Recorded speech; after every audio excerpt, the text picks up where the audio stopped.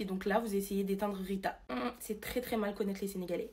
Alors déjà, il faut savoir que Rita, c'est mon amie et je l'ai clairement vue s'éteindre à petit feu dans ce mariage. Alors je vais pas faire comme tous les autres à dire que c'est coutume de protéger son mariage chez le marabout, etc. Quand bien même l'intention est bonne, ça reste du shirk.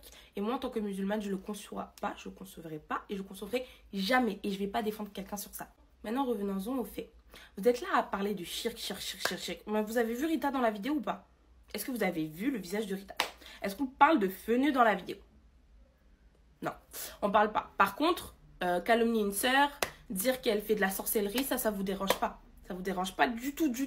Surtout que la plupart des gens ici ne comprennent même pas ce que l'homme dit dans la vidéo. Avec mes connaissances au Wolof, ce que j'ai compris, c'est qu'il lui donne une sorte de remède avec du miel, du café, etc. pour se soigner d'une potentielle blessure. Je sais pas, j'ai pas compris. Mais ça ressemble plus à un remède qu'à un sort. Et bon, encore une fois, Allah Warlem. Moi, c'est ma copine, je vais pas m'exprimer à sa place. C'est à elle de dire les vérités. Aujourd'hui, je peux le jurer sur Allah. Si la vérité sort, il y en a beaucoup ici. Beaucoup qui se sentiront bêtes et qui vont demander pardon à Dieu et pardon à Rita. Le fenu, c'est clairement pas la victime qu'il pense être. Et en plus, je trouve ça trop facile. C'est des comportements tellement féminins. C'est vraiment un garçon princesse. C'est ça la définition d'un garçon princesse. Toi, depuis des mois, tu fais des garoualais, traduction, statut visé, sur Instagram, partout. Tu te dis, ouais, que quand les gens font ça, au final, c'est quoi? Tu vas donner la vidéo à un blogueur. Mais fallait poster toi-même, fallait assumer, c'est quoi? Tu faisais ton malin.